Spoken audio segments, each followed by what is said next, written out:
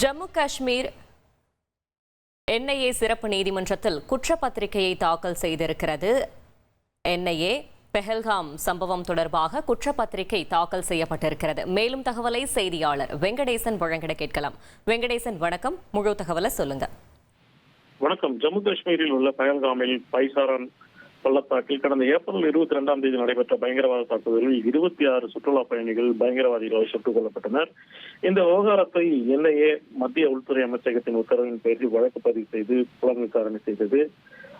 இதனிடையே அந்த பஹல்காம் தாக்குதலை நடத்திய பயங்கரவாதிகளுக்கு புகலிடம் அளித்ததாக பர்வேஸ் அகமது ஜோத்தர், பஷீர் அகமது ஜோத்தர் ஆகிய இருவரை தேசிய புலனாய்வு முகமை கைது செய்து அவர்களிடமும் புலனாய்வு நடத்தி இந்த வழக்கில் குறிப்பாக அவர்களுக்கு உணவு, வாகனங்கள் உள்ளிட்டவை ஏற்பாடு செய்து கொடுத்தது பாகிஸ்தானை சேர்ந்த லஷ்கர்-இ-தொய்பா பயங்கரவாத அமைப்பை சேர்ந்தவர் என்பது புலன் விசாரணையில் கண்டுபிடிக்கப்பட்டது.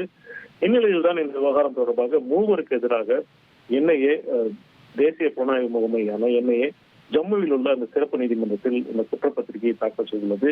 இனி இந்த குற்றப்பத்திரிகை மீதான விசாரணை நடத்தி அந்த 3 பேருக்கும் தண்டனை பெற்றுத் தருவதில் என்ஐஏ தீவிரம் காட்டும் என்று எதிர்பார்க்கப்படுகிறது.